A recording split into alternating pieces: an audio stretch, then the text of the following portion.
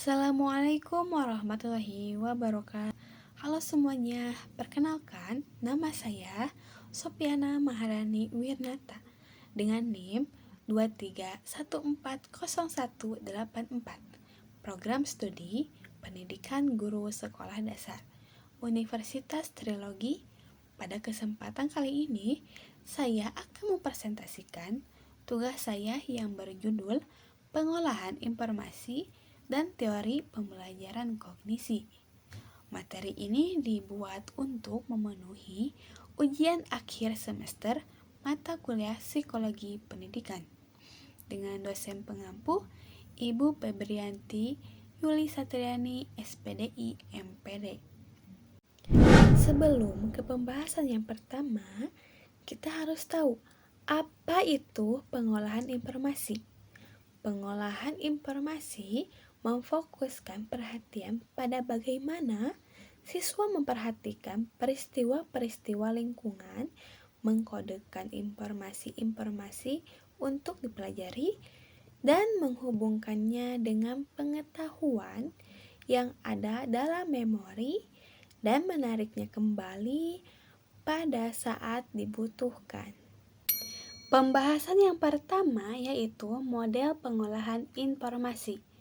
Para ahli menyusun model pembelajaran berdasarkan prinsip-prinsip pendidikan, teori-teori psikologis, sosiologis, psikiatri, analisis sistem, atau teori-teori lain.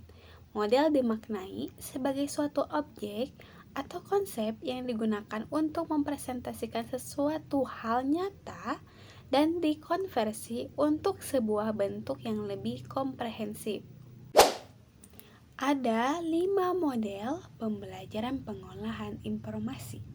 Yang pertama yaitu berpikir induktif. Model ini merupakan karya besar Hilda Taba. Ia juga termasuk salah satu pencetus model pengembangan kurikulum yang bernama Model Pengembangan Kurikulum Hilda Taba. Model berpikir induktif ini beranggapan bahwa kemampuan berpikir seseorang itu tidak dengan sendirinya berkembang dengan baik jika proses pembelajaran dikembangkan tanpa memperhatikan kesesuaian dengan kebutuhan berpikir seseorang. Model yang kedua yaitu latihan inquiry atau inquiry training. Model latihan inquiry dicetuskan oleh Richard Sachman. Menurutnya, bahwa model ini digunakan untuk melatih peserta didik agar bisa melakukan penelitian, menjelaskan fenomena, dan memecahkan masalah secara alamiah.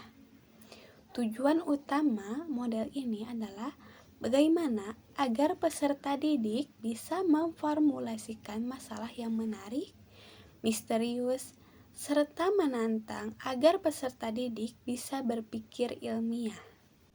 Model yang ketiga yaitu inquiry ilmiah.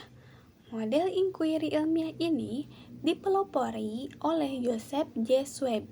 Model inquiry ilmiah bertujuan agar peserta didik bisa meneliti, menjelaskan fenomena, dan memecahkan masalah secara ilmiah, serta mengajarkan bagaimana cara melakukan pencarian dan perenungan tentang pilihan-pilihan dan alternatif-alternatif yang harus dihadapi manakala memikirkan makna pendidikan, hakikat, sains, dan karakter pemikiran pendidikan.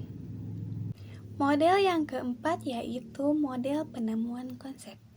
Model penemuan konsep ini dipelopori oleh Jerome Bruner.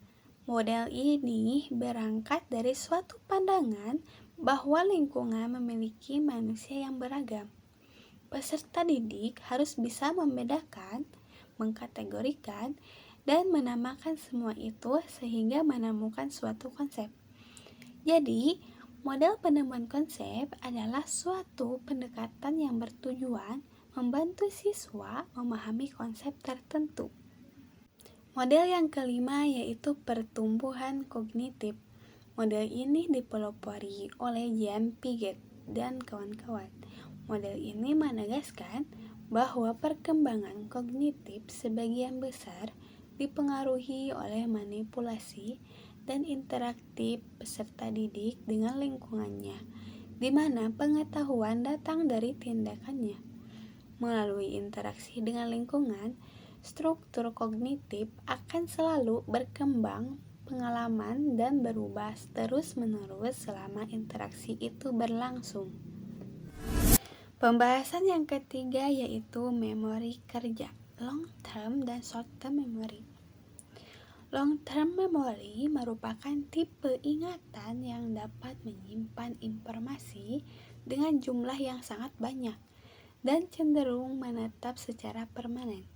Jika kita dapat mengingat sesuatu hal atau kejadian yang terjadi lebih dari sekedar beberapa saat yang lalu, baik itu terjadi beberapa jam yang lalu atau dekade sebelumnya.